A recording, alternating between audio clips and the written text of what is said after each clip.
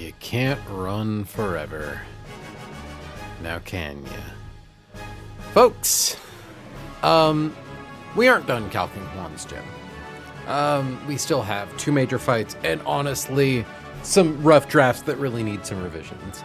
But I am tired of typing 30 mandatory battles remain for all of our stream, go live notifications. And I think it's about time I suck it up, put on my big girl pants, and attempt to maybe clear a fight or 2.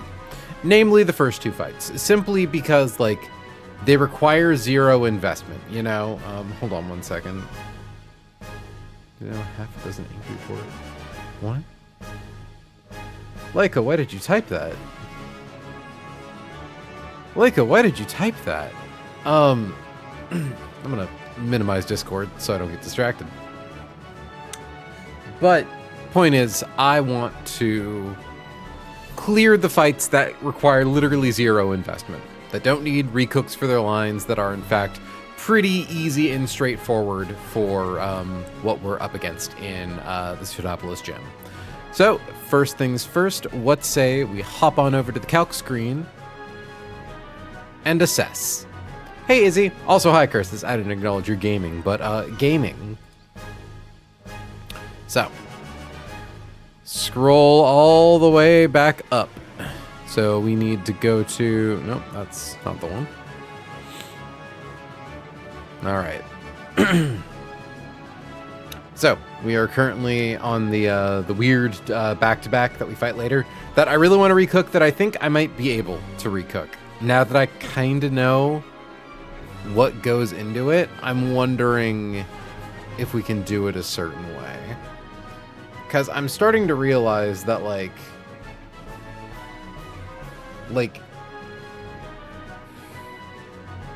I know who we need for the second fight, and I know who we need for the first fight, and I know how many hazards we can tolerate in the first fight. And it's I think we actually might be able to do it without too much risk. Maybe. And also not sacking Electros. Maybe. We'll get to that in a bit, though. I think we can take what we learned from the first fight and apply it to the second fight. So, first up, we have a silly little double battle here against Las Andrea and Beauty Connie. And the gimmick to this fight is that it chain guns immediately, well, not immediately, we do get a second to heal, but functionally chain guns immediately into Beauty Bridget. We do not get to leave, so the Pokemon we bring for Fight A need to also be used for Fight B. A gamer partaking in an active intellectual stimulation known as gaming. What's extra funny about that picture is I'm a bit of a Jenga fiend. I turn into a bit of a demon if you put me in front of a Jenga tower. I start talking like a Kakegurui character. It's not very flattering, and I do it at the office year-end party every year. The year-end party being in August because our year-end is in June. It's a problem. So, this is a double battle. It is a standard non-true double battle. So, for this fight, if I recall correctly, we need Sneasler in slot A, Sceptile in slot B, and Togedemaru, and I think that's literally all we need for the first fight. Which is pretty fucking cool. We have Aerial Ace, we have Poison Jab, and we need to give you the Expert Belt. Export, Import. And then, not Sneasler, Sceptile here needs the Choice Scarf. And then Maisie just needs her emotional support mittens, or a citrus berry. She doesn't actually really do anything. Okay, so first on the docket, we have Inteleon here with Muddy Water, Icy Wind, Reflect, Light Screen, Torrent, and Light Clay. And then Sarina with Queenly Majesty, Citrus Berry, Power Whip, Triple Axle, Protect, Acupressure. Acupressure is annoying. Protect is annoying because this is a double battle, so it can click at turn 1. Power Whip and Triple Axle both do a lot of damage.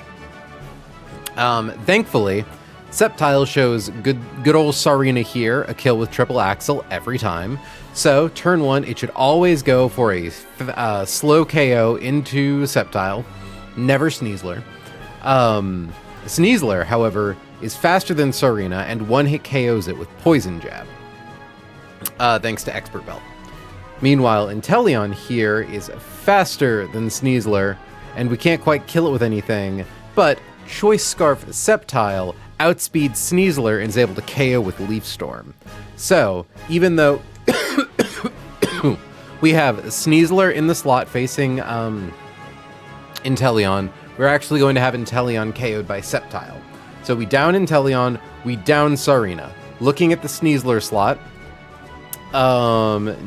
Kangaskhan sees that we fast kill it, and Decidueye sees that we fast kill it. So they're just going to go down in party order, which is Scrappy, Weakness Policy Kangaskhan with Body Slam, Aqua Tail, Icy Wind, and Fake Out. In the second slot, staring at Sceptile, specifically at -2 special attack, though it doesn't understand that it's choice locked. Toxicroak sees a slow kill on Sceptile with Gunk Shot. And Melodic sees that Sceptile outspeeds, outdamages. So, it should be Toxicroak coming in. Now, the annoying thing is that Kangaskhan here has Fake Out. Thankfully, Sneasler has Inner Focus, so Kangaskhan will never use Fake Out on it. Kangaskhan also doesn't see a kill on Sneasler with any of its moves. Very important. And since it doesn't see a kill on Sceptile with any of its moves, it is required to click Fake Out into Sceptile. Because Fake Out is heavily incentivized if it's your first turn on the field and you have Fake Out and there are things that don't have Inner Focus / Aura Ghost type. So, what's going to happen is Kangaskhan hits the field, wants to use Fake Out on Sceptile. Toxicroak hits the field, wants to use Gunk Shot on Sceptile. We are going to swap Sceptile to Togedemaru, who is going to take 0 damage from Gunk Shot, and a little bit of damage from Fake Out. Not that much, though. Sneasler will then KO Kangaskhan with Close Combat. Sneasler is thankfully faster than Toxicroak, so even if the defense drops showed Toxicroak a kill, which they don't, Toxicroak would still aim for Togedemaru. So, at this point, Sneasler KOs Kangaskhan. Onto the field comes Decidueye. Toxicroak blanks a Gunk Shot into Togedemaru. Toxicroak sees a kill on Togedemaru with Focus Blast. So it's going to try to Focus Blast into Togedemaru, but Togedemaru is just going to Fake Out Toxicroak. Meanwhile, good old Sneasler here is going to KO Hisui and Decidueye with Aerial Ace. We could also do it with Poison Jab, honestly. But we KO Decidueye, because it has no priority moves, nothing funky. We Fake Out Toxicroak. Toxicroak flinches. For this turn, we are going to have, I believe... Yeah, it's not really consistent if Sneasler KOs Toxicroak or not, so we are going to use a silly little trick where instead of getting the potential KO of Aerial Ace for the crit, we are instead going to click Close Combat. That is because Close Combat from Sneasler plus Fake Out from Togedemaru maxes out at 18.7%, maxes out at 73.6%. That comes up to a little over 90. We can never accidentally KO Toxicroak early, but clicking Close Combat at least once sets it up to be KO'd by Aerial Ace on the following turn. Togedemaru is going to click Spiky Shield to blank a Focus Blast while we drop Toxicroak's HP. Also, it has a Focus Sash, so we do have to hit it twice anyways, even though we are already hitting it with Fake Out. We Close Combat into Toxicroak. It still sees Fast Kill on Togi, so it's always going to go for Togi. And then on the following turn, we swap Togedemaru for Sceptile, and we have Sneasler KO Toxicroak with Aerial Ace. So Close Combat into Aerial Ace always KOs. Sceptile comes in. It is Sceptile and Sneasler versus Melodic. Sneasler does a minimum 58% with Close Combat. Sceptile does a minimum 56% with Synthesis. It's just a simple 2-hit KO. We're both faster and we both hit harder. I love Melodic because it's always just kind of a bunk guy on any Double Battles team. Like, Melodic just kind of shows up on a bunch of random, Double Battle trainer fights, and it never really does anything in any of them. So that's Fight 1. Gimmick to Fight 2. It is in the Hail. Thankfully, we only used 3 Pokemon for that first fight, so we already have our pick of the litter for who we want to bring for this one, and Sneasler is going to be getting a lot of use in this fight. So, we need Sneasler, Urshifu, and Slowbro, and I believe that's it. Melodic not doing anything is something I wish was true about Champions right now. Well, unfortunately, Champions plays in a real world with real people who have access to real moves and real items.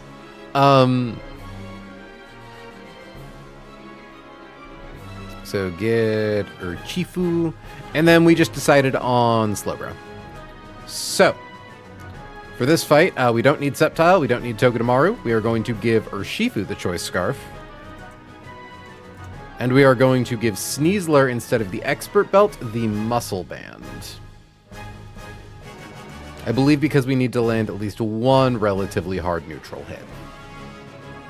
So, first things first, and again, we are Inhale for this. Sneasler into Clefable, fast one-hit KO with Poison Jab, simple as. We then take a tick of damage to Hail, so let's get that math. 261 divided by 16 comes out to 16. Okay, so 261 minus 16. Now, we are slower than Greninja, but we kill it, and it doesn't kill us. We are slower than Sandslash due to Slush Rush, and we always die to Triple Axle. And I guess sometimes Earthquake, actually, because of the hail damage, which should be fine. Because we are going to swap into Urshifu, who takes similar amounts of damage to both of those. Urshifu with a Choice Scarf, outspeeds Sandslash Alola, does not have Thunder Punch, does have Brick Break. So, we come in. The other main thing is that because Sandslash always sees a kill with at least Triple Axle, it never goes for Stealth Rock, which is nice. So, it tries to go for Fast Kill with TA. We swap to Urshifu. Doesn't matter if TA misses or does all of its hits for max damage. We KO it with Brick Break. We then lose a little bit of HP to Hail, but the nice thing about Urshifu is that Switch in AI doesn't recognize Choice Scarf. So, we barely threaten a fast one-hit KO with Close Combat on Floatzel. We pretty consistently threaten a fast one-hit KO on Goodra with Close Combat. And we threaten a fast one-hit KO on Greninja with Close Combat. But we can get the kill with Brick Break. So, the AI will simply play down the line. The first thing that comes in is Greninja, which is just a free chain kill with Urshifu. At which point, in comes Floatzel, who will click, likely Focus Blast, but I think it could theoretically be just about anything. It depends. I will confirm in just a second to make sure that Urshifu never dies. Yeah, we lose at most critical hit, max roll 3 triple axles into, like, 2 chips of hail. Swap in, kill. Okay, 3 chips of hail. So 304 divided by 16 comes out to 19. So 304 minus 19 to 3, and then minus 44 3 times is functionally what triple axle comes out to. Which is, yeah, lowest is 115 versus good old Floatzel here. I think the important point is that it's never Blizzard. So, Floatzel wants to go for Focus Blast. We are going to swap to Slowbro, who takes Focus Blast just fine. And the important thing with Slowbro is that it's going to come in, click Icy Wind. I think I'd considered giving it an Asper Berry, but there's really no reason to ever do that. I should probably just give it a Citrus Berry.